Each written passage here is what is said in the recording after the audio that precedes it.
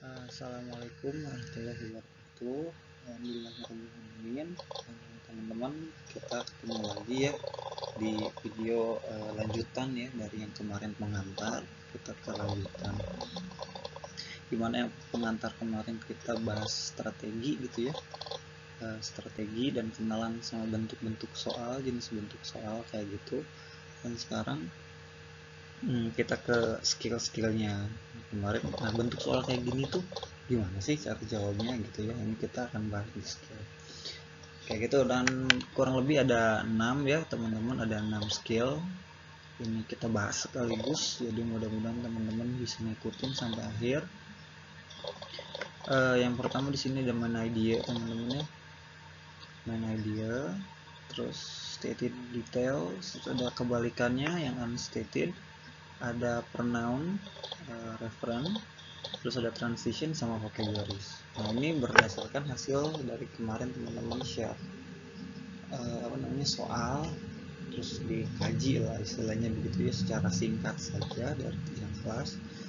Nah, ini nih modus yang keluar ya, yang paling banyak muncul tuh ya ini skill ini kurang lebih ya.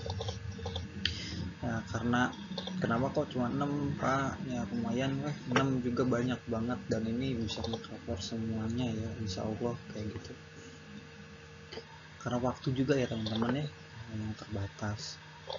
Nah, kita oh iya ya, ini ada si pembahasan ini saya bikin dalam 10 soal, 10 slide kayak gitu ya maksudnya. Saya ulangi, saya bikin slide ini ke dalam 10 slide pembahasan ini ya, dan ini termasuk slide yang pertama. Jadi saya coba bikin semaksimal mungkin gitu supaya nggak terlalu banyak slide ya, berarti nanti udah kebayang lah ya di depan slide-nya bakal sedempet-dempetan apa gitu ya. Oke, oh iya teman-teman, saya minta maaf sebelumnya saya off cam ya, karena it's middle of night here ya.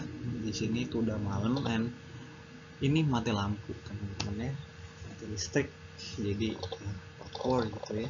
Jadi space kosong di pinggir sininya kan, di pinggir situnya bisa kita maksimalkan buat orat-orat atau apa gitu. Oke, langsung nih ya ke pencet tadi di topik yang pertama itu ada main idea teman-teman, atau topik sentence ya. Nah, setiap soal dalam reading biasanya mengandung 1-2 butir ya, soal yang menanyakan tentang main idea. Terus ada yang menanyakan main idea dari keseluruhan passage, ada juga yang menanyakan main idea dari tiap paragraf. Oke, misalnya gini, passage sama teks nih ya, ada bedanya teman-teman. Kalau teks itu berarti full ya, teks pembukaan undang-undang dasar misalnya kayak gitu ya, itu 1945 itu full teks, itu disebutnya full draft, itu teks namanya. Tapi kalau passage itu potongannya doang, misalnya cuma diambil alinea 1 sama alinea 2 misalnya kayak gitu ya. Nah kayak gitu. Nah biasanya main ID ini ditanyakan bisa nanya keseluruhan passage atau teks kayak gitu ya, artinya ada mungkin 2 atau 3 paragraf, dan ada yang nanyain paragraf doang. Inti dari paragraf ini apa sih misalnya, atau ide atau topik dari paragraf ketiga apa sih misalnya kayak gitu ya. Dan teman-teman, jenis soal ya biasanya kayak gitu, jenis soal itu macam-macam.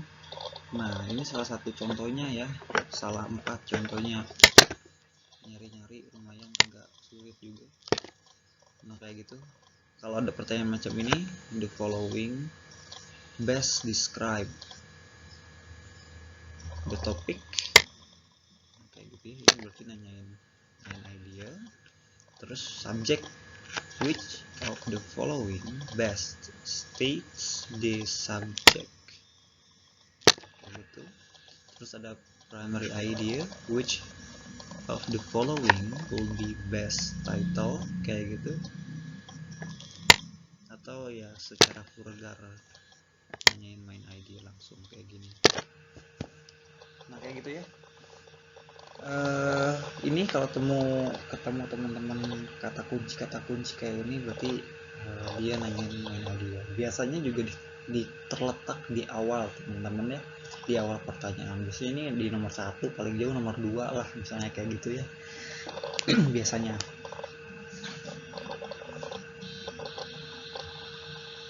Nah terus gimana nih Pak kalau ketemu jenis soal kayak gini gitu ya, cara jawabnya gimana sih gitu ya. Nah teman-teman apa namanya ya, buat jawab cara menjawab jenis soal macam ini teman-teman tinggal fokus saja membaca kalimat pertama setiap paragraf. Kalau yang ditanyakan itu main ID dari keseluruhan teks atau passage ya, berarti teman-teman tinggal baca kalimat pertama tiap paragraf. Tapi kalau teman-teman ditanyakan main ID dari satu paragraf saja, teman-teman berarti tinggal baca kalimat pertama paragraf yang dimaksud ya. Coba kita ke contoh ya, coba kayaknya contohnya udah. Nah, ini nih, ini kebetulan cuma ada satu paragraf ya teman-teman ya. Terus ada pertanyaan kayak gini, the topic. Nah berarti topik ya, berarti nanya mana ID ya. Nah teman-teman, passage berarti ini keseluruhan sebetulnya ya, cuma kebetulan paragrafnya cuma satu nih, karena ini passage ya, karena passage itu cuma potongan-potongan tadi yang kata saya bilang di awal. Berarti apa sih topik dari passage ini? Kira-kira teman-teman kita baca aja kalimat pertama, paragraf pertama. Nah yang menandakan itu satu kalimat itu teman-teman biasanya titik yang pertama. Nah ini titik yang pertama kan. Nah terus mana lagi ada, nah ini titik yang kedua kayak gitu. Nah biasanya titik yang pertama itu adalah kalimat pertama. Nah di situ udah ketemu nih kata kunci intelligent and reasoning kayak gitu ya, sama distinction sih sebetulnya, perbedaan. Nah cara menjawabnya tuh kayak gitu, karena jawabannya atau clue-nya sebetulnya kayak gitu teman-teman ya. Udah nggak usah dibaca ya, maksudnya nggak usah dibaca sekaligus semuanya di awal, karena strateginya kan baca dulu soal gitu. Baca dulu soal, what is the topic of the passage, ini topik, langsung topik ya udah, berarti langsung ke kalimat pertama, paragraf. Cari kata kuncinya. Di sini ada distinction, perbedaan, ada intelligent ya, kecerdasan atau ya kecerdasan, sama reasoning, alasan atau apa sih namanya ya, udah alasan lah, anggap aja alasannya, tapi dalam konteks yang bagus ya kayak gitu. Nah teman-teman cara jawabnya gimana? Teman-teman coba cek di sini ada nggak sih yang A nih itu mengcover 3 kata kunci ini misalnya kayak gitu ya. Nah ternyata yang di A itu cuma ada intelligent doang teman-teman. Nah berarti ini kan terlalu spesifik ya, atau mungkin bisa dibilang kurang jelas. Nah pilihlah jawaban yang pas-pasan teman-teman, tidak terlalu general kalau kayak gitu ya. Di pilihan ganda itu tidak terlalu umum ya, terlalu general, dan tidak terlalu spesifik atau tidak terlalu khusus. Nah ini dia khusus ke intelligent doang. Nah distinction made, yang B gimana? Distinction made by John. Nah di sini cuma ke perbedaannya doang. Ini maksudnya perbedaan di sini kan ada 2 ya di sini ya, is intelligence and reasoning. Berarti ini terlalu umum teman-teman ya. Ini juga kita singkirkan dulu. Nah teman-teman gimana kalau yang C, betul tidak? Idea on the ability to reason. Nah ini cuma reasonnya doang, sebelah doang, terlalu spesifik ya, atau kita bisa bilang belum lengkap, kurang lengkap ya, khusus ke reason doang. Yang A khusus ke intelligent doang. Nah kayak gitu. Nah yang cover 2 ini teman-teman, nah di sini ada differs from reasoning. Oh ya, intelligent nih, how intelligent bla bla bla reasoning. Nah kayak gitu. Nah makanya kemarin di tips yang atau di strategi yang di awal video pertama itu, teman-teman coba belajar parafrase.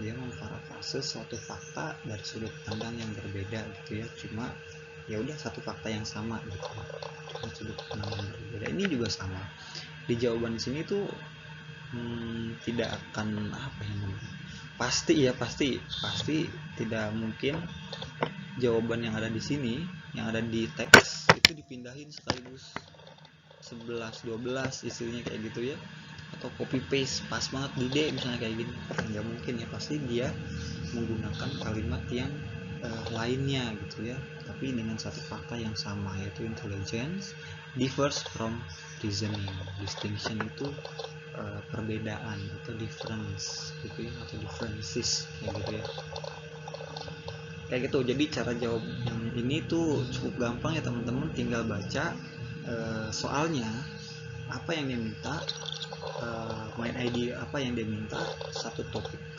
keseluruhan atau satu paragraf saja. Kalau misalnya satu topik tadi berarti teman-teman baca satu topik keseluruhan passage ya, baca kalimat pertama tiap paragraf dan teman-teman simpulkan. Kira-kira kesimpulan teman-teman, coba cek yang paling mendekati kesimpulan teman-teman yang ada di pilihan ABC atau D-nya. Nah, gimana kalau dimintanya hanya satu paragraf tentu, misalnya di paragraf ketiga saja ya, teman-teman tinggal baca aja paragraf pertama, paragraf ketiga kayak gitu, simpulkan kira-kira kesimpulan yang teman-teman dapat itu ada enggak di pilihan ganda. Nah, begitu ya teman-teman ya, ini mudah kayak gitu ya, mudah banget. Nah cuma emang kalau reading itu beda sama structure, sedikit banyak teman-teman ya harus mengerti maknanya. Makanya dibilang ini adalah reading comprehension, pemahaman teman-teman terhadap suatu bacaan. Kalau teman-teman bisa mengerti sedikit banyak, nanti intuisinya tuh keasah lah kayak gitu. Jadi pas set dihadapkan dengan pilihan ganda, agak tajam nih peluang buat betulnya kayak gitu ya. Oke, next ya. Oke, teman-teman kita lanjut ke skill berikutnya, yaitu skill steady detail. Steady detail itu adalah berarti rincian yang tertulis ya, tersurat berarti ya tertulis, steady detail. Nah seperti namanya, berarti ini apa sih namanya, cuma nanya satu detail khusus di keseluruhan paragraf, di keseluruhan passage. Dia hanya menanyakan satu hal kayak gitu ya.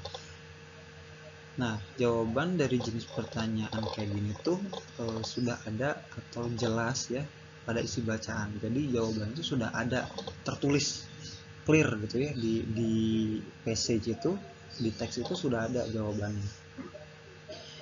Hanya ini tadi menanyakan satu pertanyaan yang jawabannya terdapat dalam bacaan. Terus jawaban yang tepat biasanya adalah restatement, begitu ya, menurut bacaan tuh begitu.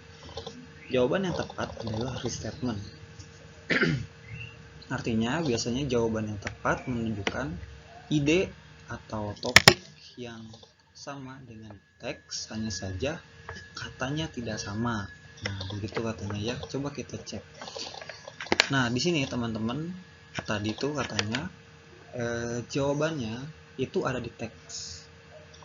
Jawaban yang tepat biasanya restatement. Restatement itu apa ya? Pernyataan ulang. Hanya saja nanti di pilihannya itu tidak sama persis kata-katanya gitu ya, cuma satu fakta yang sama ya. Oke, teman-teman, di sini langsung soalnya the passage indicates that Jamestown. Nah, si Jamestown ini ya, yang Jamestown ini apa sih gitu ya. Di sini udah ada clue teman-teman. Nah, pokoknya gini, kalau jenis soal kayak gini hanya ada satu yang betul. Berarti pernyataan yang lain itu salah. Hanya ada satu yang betul. Intinya gitu ya, kalau yang di stated. Karena ini stated, tersurat, tertulis, ada di teksnya. Kayak gitu ya. Berarti hanya ada satu yang betul, yang sisanya itu pengecoh. Oke, pelan-pelan ya. Jenis stated detail itu adalah jenis soal yang jawabannya semua salah kecuali satu yang betul. Kenapa? Karena jawabannya yang betul itu udah ada di teks atau di passage. Kayak gitu ya. Nah, di sini teman-teman coba cek. Oh, berarti Jamestown ya was settled in 1633. Nah, di sini ada 1633, tapi yang settle di tahun ini itu ada Williamsburg ya ini ya. Jadi bukan itu. Jadi salah ya. Oke. Udah ada jawabannya, tapi ini pengecoh. Jadi kita tinggal cari aja Jamestown ini. Nah, sekarang ini was settled 26 years after si Williamsburg. Ini juga salah, harusnya before ya teman-teman ya.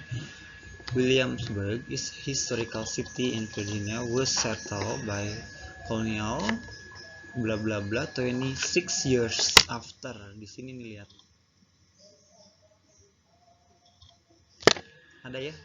Jadi dia tuh settle atau istilahnya bebas dari penjajahan kolonial Inggris gitu ya pada tahun 1633, tepat 26 tahun setelah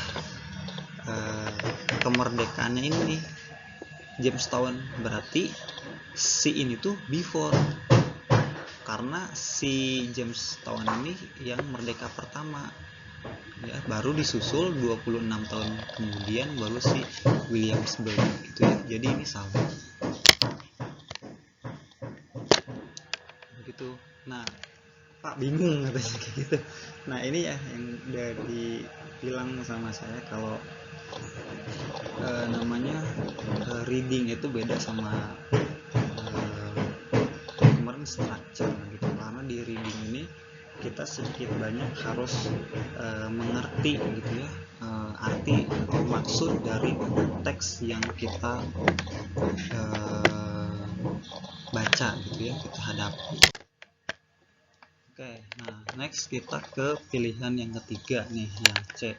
Where's the first permanent English colony in America gitu ya. Nah, di sini ada the first permanent English colony in America. Nah, biasanya jawaban yang tepat itu adalah restatement, pernyataan ulang dari apa yang ada di teks, cuma dalam bentuk yang berbeda gitu ya. Di sini bos. Jadi si Jamestown itu adalah ini the first permanent English colony in America. Kayak gitu ya teman-teman ya. Ini original name Middle Plantation. Nah, di sini dalam plantation itu location in the Williamsburg refers to York and the James, namanya ya, of the Peninsula kayak gitu. Jadi ya udahlah, di sini jawabannya yang ini yang paling tepat, karena tadi menurut buku tips dan trik gitu ya dari Longman tuh sudah jelas kalau jenis soal ini itu menanyakan satu detail dalam sebuah passage kayak gitu ya. Nah, artinya apa teman-teman? ini biasanya jawaban yang tepat adalah statement, restatement, pernyataan ulang dari teks yang udah ada di atas, cuma dalam bentuk bahasa yang berbeda kayak gitu ya. Nah, terus supaya lebih gampang lagi, teman-teman tinggal cek aja. Kalau teman-teman punya more time gitu ya, cek aja satu-satu, karena di sini itu cuma ada satu jawaban yang tepat. Salah ya. Nah, cuma ada satu jawaban yang tepat, dan jawabannya itu udah tertulis di sini, di di passage ya, kayak gitu ya, gampang banget, tinggal cek yang ada mana ini, kayak gitu ya. Dan coba cek aja langsung ke itunya, ke clue di soalnya. Oh, berarti di Jamestown, cari aja kata kuncinya Jamestown di teks gitu ya, yang paling dekat mana. Kita mulai baca dari situ itu ya teman-teman ya. Kita next ke skill berikutnya. Nah, sekarang yang unstated. Nah, di soal jenis ini teman-teman akan dihadapkan dengan jenis pertanyaan yang jawabannya itu not stated, tidak dinyatakan, not mentioned, tidak disebutkan, atau bahkan tidak tepat. Atau dalam kata lain, tiga jawabannya itu ada di passage, hanya satu yang tidak, gitu ya. Udah mulai nge-lag ya. Oke, gini, jenis soal kayak gini itu jawabannya itu tidak ada di teks.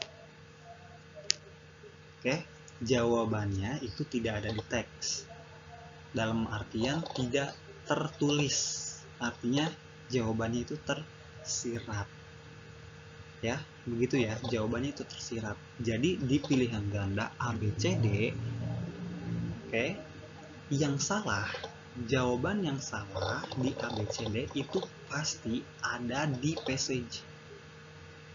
Nah, apa yang tidak ada di passage, pilihan apa yang tidak ada di passage, itu adalah jawaban yang tepat. Oke, gitu ya. Diulang-ulang aja ya kalimat yang tadi, kita takut masih nge-lag gitu ya, atau kita langsung ke contoh. Oke, di contoh nih kayak gini. Which of the following is not true about the word gadget? Gitu ya. Berarti artinya apa? Semua jawabannya ini betul. Artinya apa? Jawaban yang lain itu ada di sini kecuali satu. Gitu ya. Yang satu ini pasti tidak ada di teks, gitu ya. Oke, kita coba cek ya. Please use name something when the name is not known. It's unknown. Nah, begini ya, unknown, tidak diketahui. Oke, itu ada. Kita next, likely came from the word in the French language. Nah, ini ada come from the French word, gitu ya. Ini ada, berarti dua ini salah karena dia ada di teks. Terus first known was by a British sailor. I think name first. Nah, by British sailor. Ini ada juga. Kayak gitu ya. Berarti semua jawaban ini yang A, C, sama D itu ada.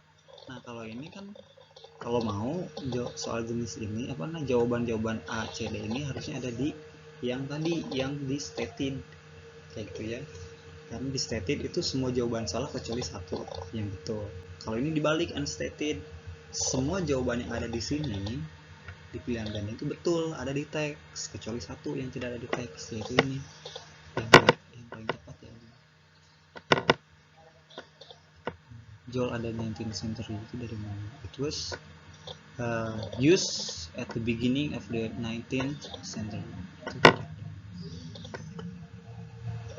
Oke, nyambung ya teman-teman, gampang banget, tinggal cek satu-satu kok itu. buat meyakinkan lagi. Cuma sebetulnya teman-teman tinggal skimming aja ya teman-teman, cari kata kuncinya apa. Sama kayak tadi baca soal tuh, kata kuncinya not true di gadget, di kata gadget tinggal cari kayak gitu ya. Nanti ada cara dari kesimpulan ya, ada kesimpulan untuk keseluruhan skill ini, nanti ada kita cek di akhir ya. Oke, kira-kira seperti itu ini di slide 5 teman-teman. Mangga kalau ada yang mau ditanyakan. Kita next. Nah, berikutnya ada di pronoun referent. Teman-teman, jenis soal kayak gini biasanya ya teman-teman, cara ngisinya itu gimana? Lihat kata benda yang datang sebelum atau setelahnya. Biasanya paling banyak muncul itu kata benda yang datang sebelumnya. Oke, nah itu nyambung ya. Biasanya kata ini clue-nya datang dari jenis kata benda yang datang sebelumnya. Oke, kita cek ya, langsung ke contoh biar gampang bahasnya. Day di line 5, kita baca dulu soal ya teman-teman ya, clue-nya ada di situ. Day di line 5. Oke, di line 5 ini kebetulan sudah ada ya, ada pas banget nih lempengan si 5 ini di line 5. Nah teman-teman, biasanya kan tadi ada di clue-nya ada di kata benda yang datang sebelumnya, jawabannya itu ya. Nah kita cek kata benda yang datang sebelum kata ini ke sini, berarti ya arahnya. So ada apa aja kata benda? Nah ada insect ya, insect itu serangga, belalang dan sejenisnya. Satu kata bendanya satu itu. Terus nah ini plant, this plant, tanaman-tanaman ini kayak gitu ya. Nah day ini kan jamak, berarti ya lebih dari satu. Ini semua jamak kebetulan. Ini insect pakai s di sini berarti jamak, kumpulan-kumpulan serangga, dan ini tanaman-tanaman ini. Nah berarti teman-teman udah punya dua jawaban yang harusnya tepat. Berarti masih, nah ini tidak ada, ini tidak ada, udah langsung aja dicoret gitu ya, itu yang datang sebelumnya. Nah sekarang kita baca si soalnya. Nah, in order to survive, these plants have to develop mechanism to trap insect within their bla bla bla. Nah teman-teman dari sini udah kelihatan ya. Nah untuk tetap bertahan hidup, tanaman-tanaman ini harus mengembangkan mekanisme untuk menjebak serangga.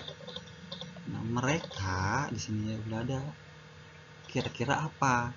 Mereka itu kemana? Ke belalang, ke serangga, atau ke tanaman? Kita cek kalimat setelahnya. Have digestive fluids to obtain the necessary nitrogen from the insect. Nah di sini udah ada jawabannya sebetulnya ya. Ini kata bendanya sebetulnya. Kata bendanya. Kata kerjanya. Nah di sini udah ada kata benda. Dia itu menyerap, obtain, memperoleh nitrogen yang penting dari si serangga. Kayak gitu ya. Berarti di situ sudah jelas di sini tidak akan disebutkan lagi harusnya di sini dengan kata benda yang sudah ada sebelumnya. Berarti kemungkinan besar kata day di sini yang dirahasiakan itu adalah plants, karena ini nyambungnya ke sini. Nah, si insect ini keluar lagi dari insect di sini. Berarti day ini kan dirahasiakan.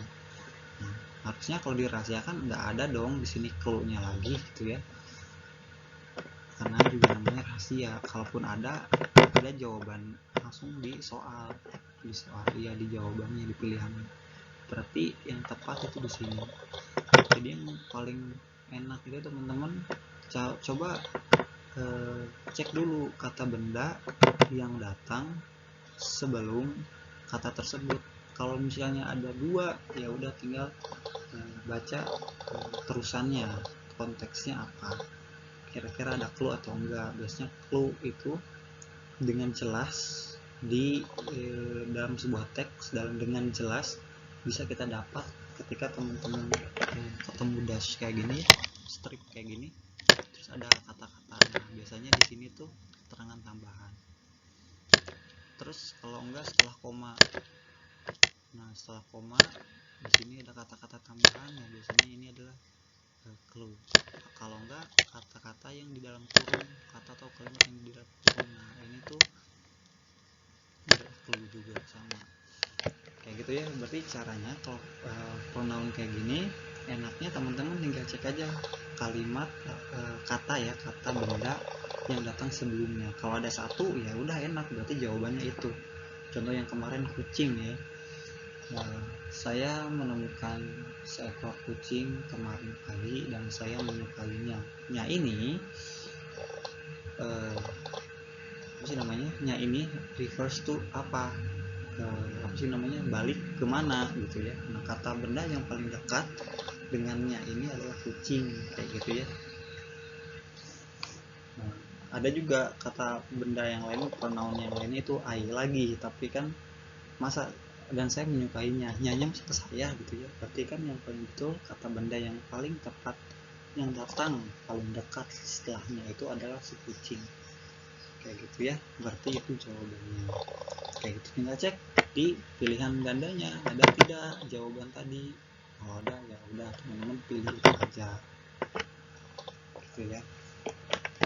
Next kita ke slide kelima. Nah teman-teman di sini ada transition ya, transisi. Nah jenis soal transisi ini biasanya dibagi menjadi dua teman-teman ya. Ada preceding, ada following. Preceding namanya juga pre ya, berarti pra sebelum. Terus ada following setelah. This following week berarti setelah minggu ini, kayak gitu ya. Following mengikuti. The following question, pertanyaan berikutnya gitu, atau setelahnya yang mengikuti pertanyaannya gitu. Kata artinya kan mengikuti, following. Udah, oke, kembali ke jalan yang benar. Ada preceding, ada following. Teman-teman kalau preceding itu menanyakan kira-kira bahasan dari paragraf sebelumnya itu apa. Kan namanya juga ini passage ya tadi ya. Kalau passage itu kan potongan-potongan. Nah biasanya kita diambil tengah-tengahnya doang, atau tengah-tengah sama kalimat atau paragraf terakhir misalnya, kayak gitu ya. Kalau enggak ya pokoknya tengah-tengah. Misalnya ada 5 nih paragraf, 1, 2, 3, 4, 5. Nah, kita ngambil 2 doang misalnya. Ini mana sih? Ini 2 ini nih. Nah, berarti kan di sini punya satu paragraf preceding dan kemungkinan 1-2 paragraf misalnya following gitu ya. Nah, kalau preceding itu di awal di sini teman-teman. Nah, di awal di sini ini kan soalnya. Nah, preceding. Nah, biasanya clue-nya tuh ada di kalimat pertama, paragraf pertama. Nah, contohnya di sini ya. Ini contoh yang preceding ya teman-teman. Ganti dulu namanya. Another myth of the ocean. Nah, ini kalimat pertama, paragraf pertama. Paragrafnya cuma 1. Oh enggak, iya cuma 1 kalimat pertama kan. 1 kalimat itu udah dengan titik. Nah, ini clue-nya. Kalau nanya preceding, teman-teman, clue-nya sama kayak main idea. Clue-nya itu ada di kalimat pertama, paragraf pertama.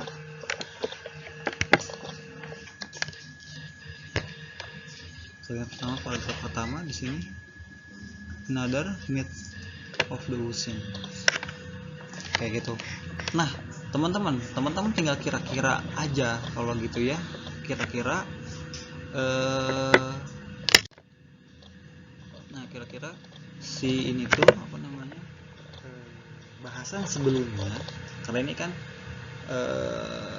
mitos yang lainnya, mitos laut yang lainnya atau mitos samudra yang lainnya itu concern Davy Jones kayak gitu ya. Nah, kira-kira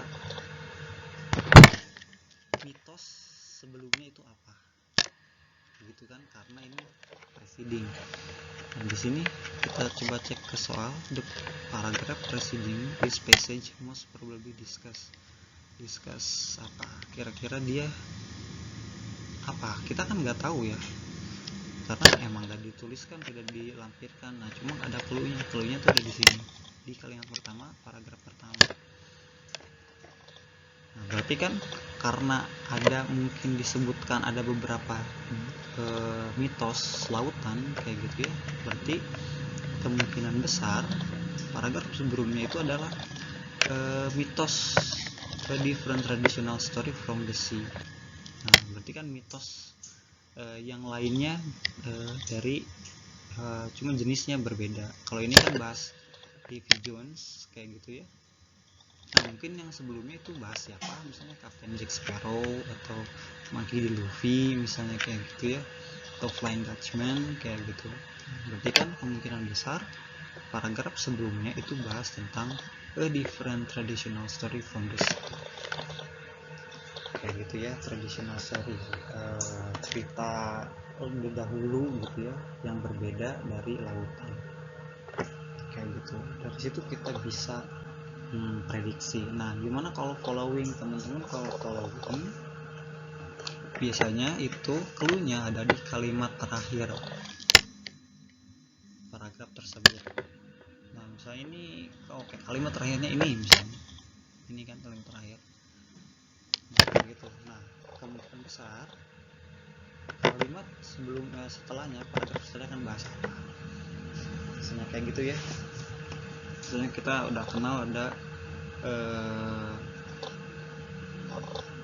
rukun Islam misalnya gitu, yang pertama kita udah bahas nih baca syahadat misalnya kayak gitu ya. Nah, kemungkinan besar kalimat atau paragraf, maksudnya paragraf yang sesudahnya itu akan bahas apa, kita akan mengetahuinya kayak gitu ya. Nah, clue-nya itu ada di kalimat terakhir paragraf tersebut. Kira-kira seperti itu. Mudah-mudahan jelas. Kita next ke skill berikutnya.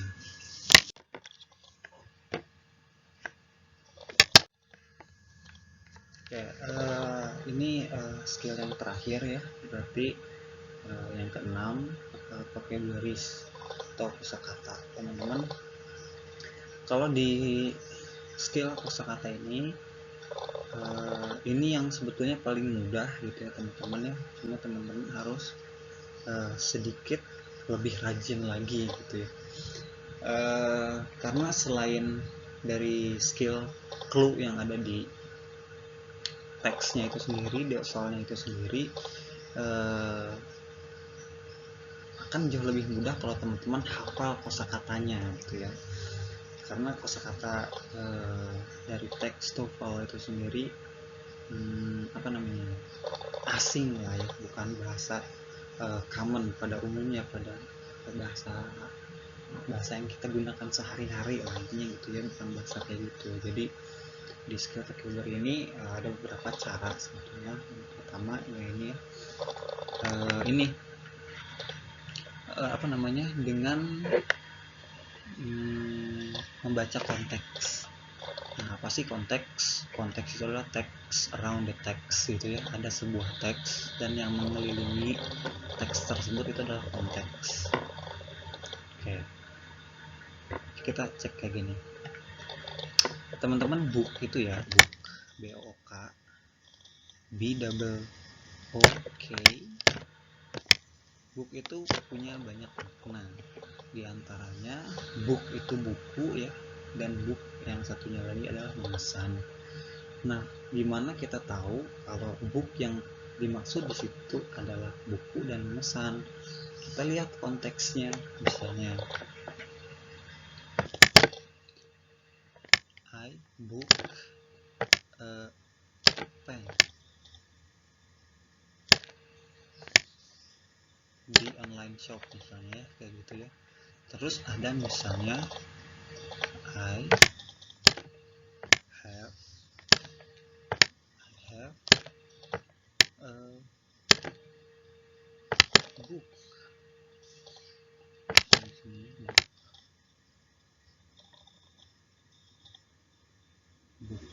Nah, kayak gitu ya.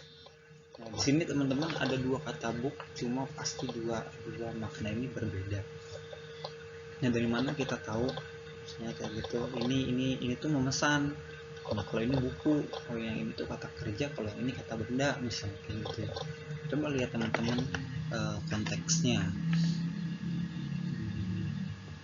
Konteksnya apa? Ini ada book. Nah, coba lihat teman-teman. Ini book yang pertama itu datang setelah subjek, gitu ya. Dan ada a pen.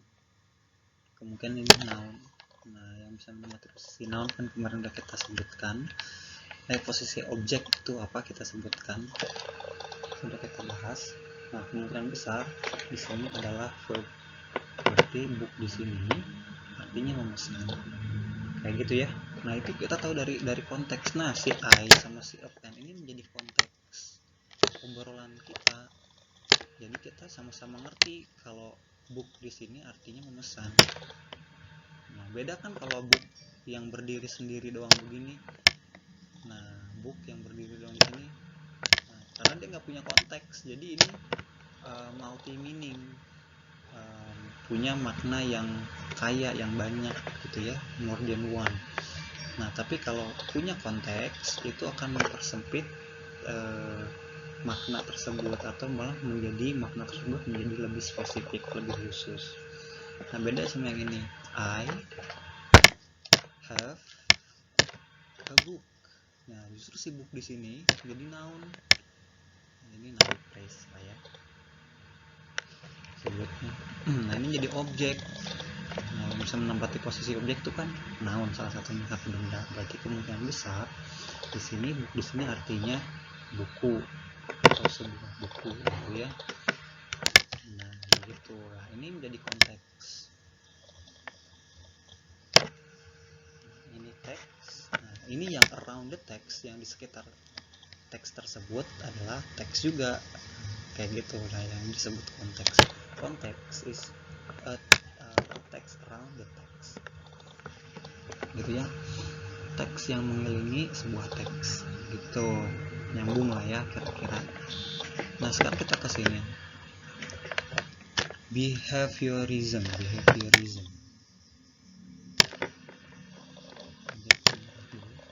Behaviorism di sini apa?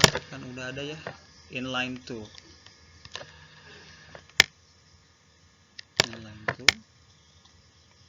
Udah langsung baris 2 langsung. Oh, ini ketemu. Nah, kita baca konteks. Nah, di sini tadi saya udah bilang kalau ada dash kayak gini itu biasanya clue. Nah, apa sih behaviorism itu? Kata yang paling cocok untuk menggantikan ini atau sinonimnya apa? Nah, di sini udah ada clue teman-teman.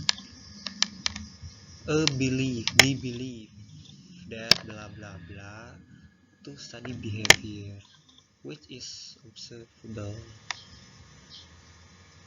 Ya, berarti a belief which is observable, kayak gitu ya. Berarti sebuah keyakinan atau kepercayaan yang bisa diobserve, kayak gitu ya. Intinya gitu lah ya, kurang lebih kayak gitu. Berarti yang paling tepat itu observable action.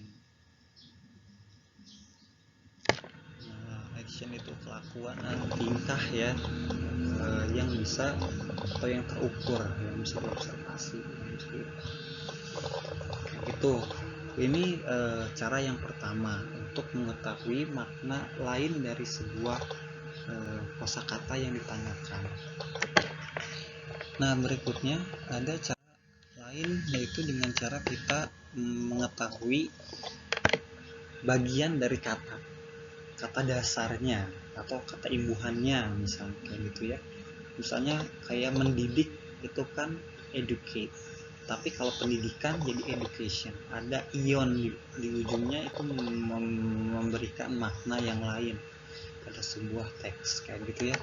Nah, kalau di sini kita malah langsung main sama apa namanya, akarnya ya, akar katanya, rootnya. Di sini ada kontra itu artinya against ya, melawan gitu ya, memberontak, kontras, example contohnya.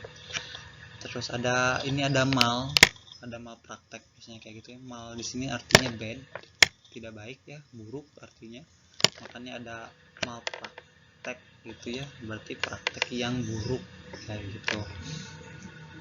Terus dan lain-lain, ada miss artinya di sini error atau kesalahan gitu ya, makanya di sini ada kata mistake itu artinya apa? Oh, ada kata miss nih awalnya, kemungkinan ini ada hal-hal yang maknanya negatif gitu ya. Dari situ kalau kita udah tahu asal kata kayak begini nih, itu kita bisa sedikit banyak apa namanya, prediksi kita, intuisi kita akan terasah gitu ya. Jadi pilihannya itu nggak kuat banget. Oh, ada mal itu kan artinya negatif ya gitu. Coba cara cari pilihan kata yang pilihan ganda ya, jadi pilihannya yang kira-kira mengandung makna negatif juga. Contoh di sini udah saya lingkari ya, misspell.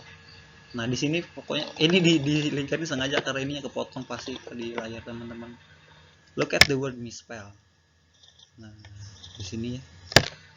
Nah, apa yang paling tepat untuk menggantikan kata misspell? Nah, highly improper ya, incorrectly in written, bla bla bla dan bla bla bla, quite vulgar and extremely long. Nah, teman-teman kalau udah ada kata miss berarti maknanya negatif ya gitu ya. Nah, sama kayak im juga negatif kayak gitu ya, berarti ya kemungkinan besar ini kita salahkan. Nah, yang kemungkinan besar ada ini yang highly improper, sangat tidak layak, ada im ya di sini ya. Im juga sama maknanya negatif, sama kayak miss. Nah, kalau di sini miss di sini artinya incorrectly written, berarti tulisan yang typo lah intinya kayak gitu, yang tidak misspell word kayak gitu ya. Arti makna spell itu sendiri kan eja sebetulnya ya. Nah, jadi kamu salah eja atau kamu typo lah, bahasa orang sekarang itu typo kayak gitu, typo ya, typo. Begitu teman-teman, itu salah satunya untuk mengetahui si vocabulary ini ya. Dan cara yang lain itu hafalan, benar-benar hafalan makna dari ini apa, ditulis tuh satu-satu, ditulis artinya apa ya, karena dalam kosakata dari ini tadi di apa sih namanya, di reading itu unik-unik gitu ya, khas, tipikal ya. Wordnya itu katanya vocabulary-nya itu unik. Pokoknya ciri khasnya soal TOEFL aja intinya begitu ya teman-teman. Harusnya ngelis satu-satu ya kayak gitu, karena TOEFL preparation itu waduh, saya di Pare itu belajar misalnya structure doang itu 1 bulan, reading doang 1 bulan, listening doang 1 bulan kayak gitu ya. Jadi ya preparation benar-benar disiapin mateng-mateng kayak gitu ya. Dan ini kita cuma 18 kali pertemuan aja dipotong jadi 16 kali gitu ya. Jadi ya kita presin juga akhirnya kan begitu, kita kebut. Nah, begitu ya, jadi hafalan nanti insya Allah kita akan bahas teks, dan sebelumnya saya akan provide teman-teman dengan kosakata ya, supaya nanti jadi wawasan buat teman-teman, memperkaya enrichment your vocabulary gitu ya. Kosakata teman-teman juga diperkaya, diperluas supaya lebih mudah teman-teman ketika nemu soal reading kayak gini ya.